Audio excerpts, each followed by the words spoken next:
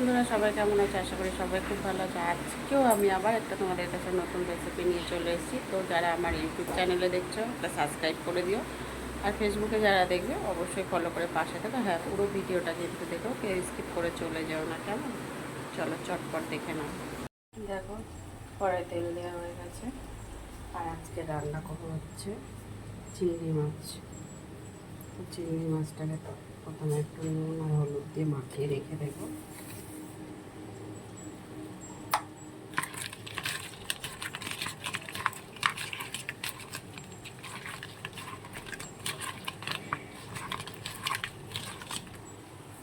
এদিকে গরম দেখো, তেল গরম হয়ে গেছে।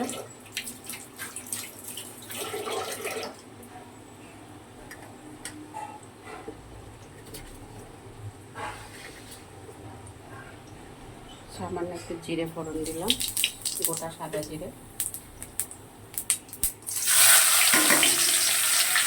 মাঝারি সাইজের দুটো ছোটো ছোটো পেঁয়াজ আর একটা টমেটোর হাফ হাফ দিয়ে দিলাম, মানে অর্ধেকটা।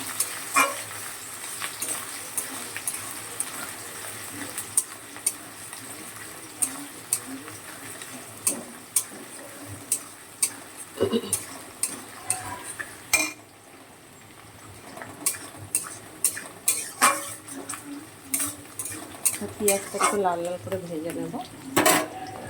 দেখো, পেঁয়াজগুলো কিন্তু খুব ভালো করেই ভাজা ভাজা হয়ে গেছে। এবার আমি দেখো, একটা বড় সাইজের আলু পাতলা পাতলা করে ছোটো করে লম্বা লম্বা করে কেটে নিয়েছি।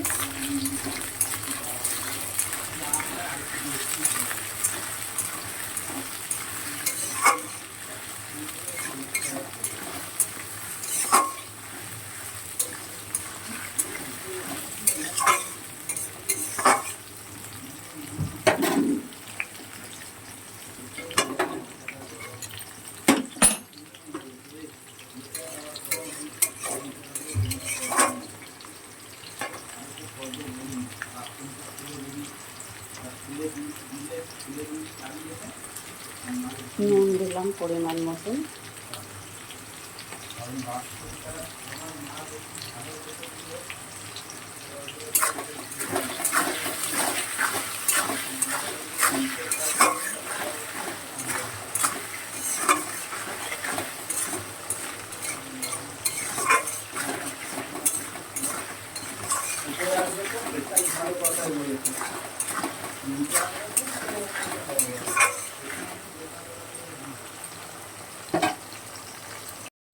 টাকা দিয়ে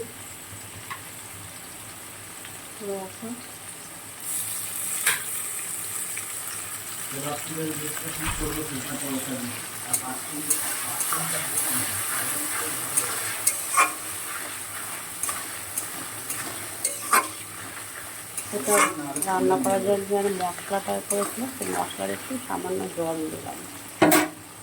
এবার দেখো, চিংড়ি মাছগুলো দিয়ে দিচ্ছি।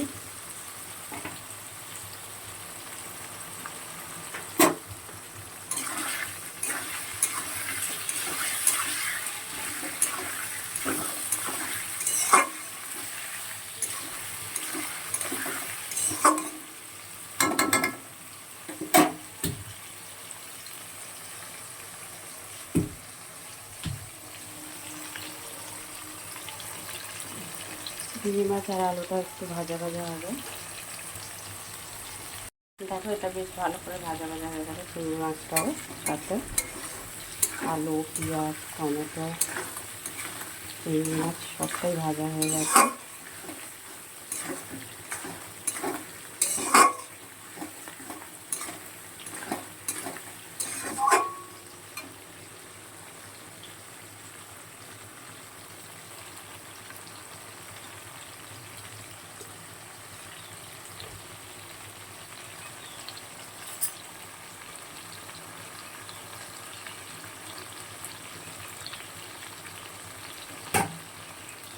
এখানে দেখো, কাঁচা লঙ্কা, শুকনো লঙ্কা, একটু আদা, একটু সর্ষে আর একটু গোটা সাদা জিরে পেস্ট করে নিয়েছি।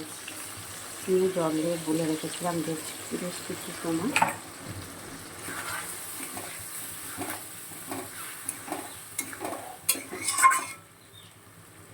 এবার কষিয়ে নেবো বেশ মশলাটা সুন্দর করে। দেখো মশলাটা ভালো করে কষানো হয়ে গেছে। এবার একটু চিনি দিয়ে দিচ্ছি।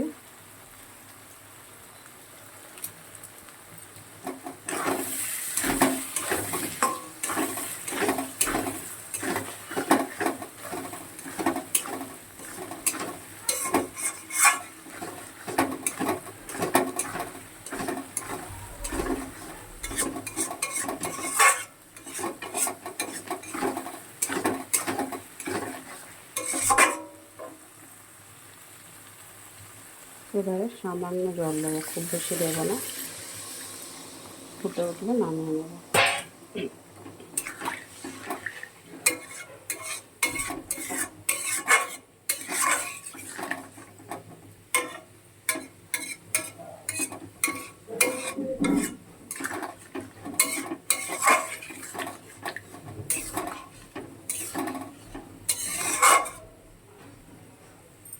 দু থেকে 3 মিনিট ফোটাবো, ফুটিয়ে নামিয়ে নেব।